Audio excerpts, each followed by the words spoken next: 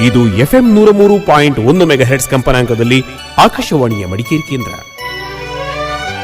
ಆಕಾಶವಾಣಿ ಚಿಂತನ. ಪ್ರಸ್ತುತಿ ಮಾರುತಿ ಪಿ ದಾಸಣ್ಣವರ್. ಕೇಳಿಸಿಕೊಳ್ಳುವ ಕಿವಿಯಾಗುತ್ತ. ಹೇಳಿದರೆ ಹಾಳಾಗುವುದೋ ಈ ಅನುಭವದ ಸವಿಯು, ಹೇಳದಿರೆ ತಾಳಲಾರನೋ ಕವಿಯು ಎಂಬೊಂದು ಮಾತಿದೆ. ನಮ್ಮ ಮನಸ್ಸಿನಲ್ಲಿ ಉದ್ಭವಿಸಿದ ಸಿಹಿ ಅನುಭವವಿರಬಹುದು ಅಥವಾ ಕಹಿಯಾದ ಅನುಭವವಿರಬಹುದು. ಅದನ್ನು ಯಾರಿಗಾದರೂ ಹೇಳಿ ಹಗುರಾಗಬೇಕೆನ್ನುವ ಒಂದು ಉತ್ಸಾಹ ಮತ್ತು ಒತ್ತಡ ನಮ್ಮೆಲ್ಲರಲ್ಲಿ ಒಂದಲ್ಲ ಒಂದು ಸಂದರ್ಭದಲ್ಲಿ ಮೂಡಿಯೇ ಮೂಡುತ್ತದೆ. ಆದರೆ ಅದನ್ನು ಕೇಳಿಸಿಕೊಳ್ಳುವ ಒಂದು ಕಿವಿ, ಅಂದರೆ ಒಬ್ಬ ಸಮರ್ಥವಾದ ವ್ಯಕ್ತಿ ಜೊತೆಗಿರಬೇಕು.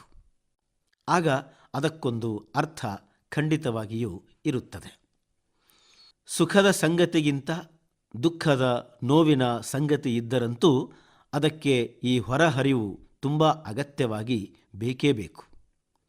ಒಮ್ಮೊಮ್ಮೆ ಮನಸ್ಸಿಗಾದ ಗಾಯಗಳಿಗೆ, ನೋವುಗಳಿಗೆ ಕೇವಲ ಅವುಗಳನ್ನು ಯಾರಾದರೊಬ್ಬರಿಗೆ ಹೇಳಿ ಹಗುರಾಗುವುದೇ ಒಂದು ದಿವ್ಯವಾದ ಔಷಧಿಯಾಗುತ್ತದೆ. ಆದರೆ ಯಾರಿಗೆ ಹೇಳುವುದು ಎಂಬುದು ಇಲ್ಲಿರುವ ಪ್ರಶ್ನೆ. ಆ ಕೇಳುವ ಕಿವಿ ನಿಮ್ಮ ಕುರಿತು ಕಾಳಜಿ ಹೊಂದಿರಬೇಕು, ಪ್ರಾಮಾಣಿಕವಾಗಿರಬೇಕು, ನಿಮ್ಮ ನೋವನ್ನು ಅರ್ಥ ಮಾಡಿಕೊಳ್ಳುವಷ್ಟು ಪ್ರಬುದ್ಧವಾಗಿರಬೇಕು. ಒಂದೆರಡು ನಿಮಿಷದ ಆ ಹೇಳುವ ಮತ್ತು ಕೇಳಿಸಿಕೊಳ್ಳುವ ಸಮಯ ಬದುಕಿನ ದಿಕ್ಕನ್ನೇ ಬದಲಿಸಿಬಿಡಬಹುದು, ಒಂದು ಜೀವವನ್ನೇ ಉಳಿಸಬಹುದು. ಹಾಗೆ ನೋಡಿದರೆ ಯಾರಾದರೂ ತಮ್ಮ ನೋವನ್ನು ನಿಮ್ಮೊಂದಿಗೆ ಹಂಚಿಕೊಳ್ಳಲು ನಿಮ್ಮನ್ನು ಆರಿಸಿಕೊಳ್ಳುತ್ತಿದ್ದಾರೆ ಎಂದರೆ ಅದೂ ಒಂದು ನಿಮ್ಮ ಪುಣ್ಯವೆಂದೇ ಭಾವಿಸಿ.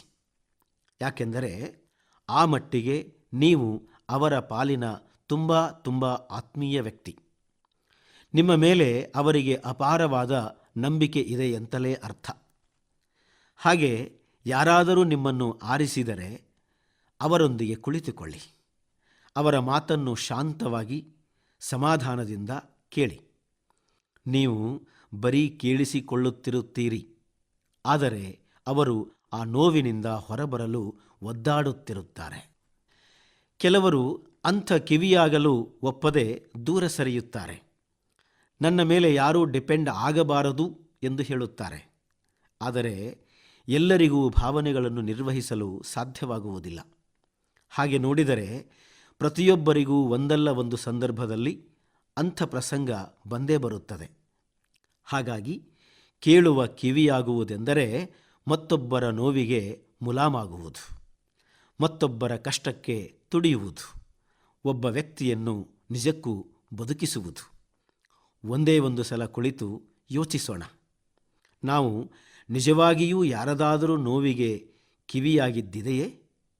ಬನ್ನಿ, ಇನ್ನು ಮೇಲಾದರೂ ಆಗೋಣ. ನೊಂದ ಮನಸ್ಸುಗಳ ಮೈದಡವಿ ಮಾತಾಡಿಸೋಣ. ಮಡುಗಟ್ಟಿ ನಿಂತ ಅವರ ನೋವಿಗೆ ಕಾಲುವೆಯಾಗೋಣ. ಇದುವರೆಗೆ ಚಿಂತನ ಕೇಳಿದಿರಿ. ಪ್ರಸ್ತುತಪಡಿಸಿದವರು ಮಾರುತಿ ಪಿ ದಾಸಣ್ಣವರ್. ಕಾರ್ಯಕ್ರಮ ಆಕಾಶವಾಣಿ ಮಡಿಕೇರಿ ಕೇಂದ್ರದ ಕೊಡುಗೆ.